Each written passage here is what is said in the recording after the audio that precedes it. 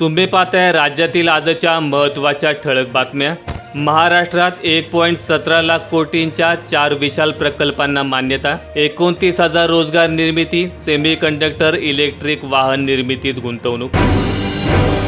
Bogus दिव्यांग प्रमाणपत्राद्वारे 359 जण सरकारी नोकरीत। सर्व जिल्हाधिकाऱ्यांना पडताळणी करण्याची सूचना। कोरोना काळातील प्रमाणपत्रे। केंद्र सरकार मुंबईत विकणार 35 रुपये किलोने कांदा। कांद्याच्या वाढत्या दरावर नियंत्रण ठेवण्यासाठी केंद्र सरकारने दिल्ली आणि मुंबईत 35 रुपये किलोने कांदा देण्यास सुरुवात केली आहे। फडणवीस जरांगे यांच्या समेट घडवण्याचा सरकारचा प्रयत्न। राज्याचे अल्पसंख्याक कल्याण मंत्री अब्दुल सत्तार यांच्या मोबाईलवरून दोघांमध्ये संवाद। मराठा समाजाला अतिमागास म्हणणे चुकीचे, याचिकाकर्त्यांचा हायकोर्टात दावा। राज्य सरकार आणि आयोगाच्या प्रतिज्ञापत्रावर आक्षेप। वक्फ दुरुस्ती विधेयकावरील बैठकीमध्ये जोरदार खडाजंगी। विरोधकांनी विचारलेल्या तिरकस प्रश्नांमुळे सरकार हैराण। विधानसभेसाठी ठाकरे गटाचे 22 उमेदवार निश्चित। मित्रपक्षांवर ठाकरेंचे दबावतंत्र। चुकीचे काम करतो तोच माफी मागतो, राहुल गांधी यांचं वक्तव्य। भ्रष्टाचारामुळे छत्रपती शिवाजी महाराजांचा पुतळा कोसळला।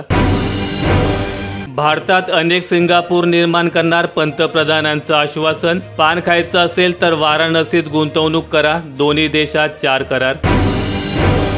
पत्नीनेच दिली जयदीप आपटेची टीम। शिवरायांचा पुतळा। कसारा कल्याण लोकल नंतर रिक्षाने प्रवास। लालबागचा राजाचरणी अंबानींकडून 20 किलो सोन्याचा मुकुट अर्पण। कोठडीतून अटक करताना परवानगी घेतली होती का? केजरीवाल यांच्या अटकेवरून सर्वोच्च न्यायालयाचे सीबीआयवर ताशेरे।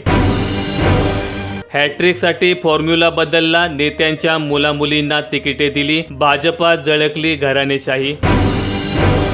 लाडकी बहीणवरून मंत्रिमंडळ बैठकीत धुसफूस। मुख्यमंत्री शब्द वगळल्याने शिंदे गटाची अजित पवारांबद्दल तीव्र नाराजी। वाहन निर्मात्यांना यापुढे अनुदान नको, गडकरी यांचं वक्तव्य। तर किंमत लवकर समान पातळीवर येणार। केजरीवाल यांना जामिनासाठी प्रतीक्षात। सर्वोच्च न्यायालयाने आदेश राखून ठेवला। आमचं सरकार आल्यास लाडक्या बहिणींना 2,000 रुपये देणार। मल्लिकार्जुन खरगेंची घोषणा।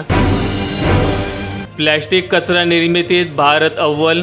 दरवर्षी 12 दशलक्ष टन कचरा निर्माण करतो। जगात दरवर्षी 57 दशलक्ष टन प्लॅस्टिक प्रदूषण।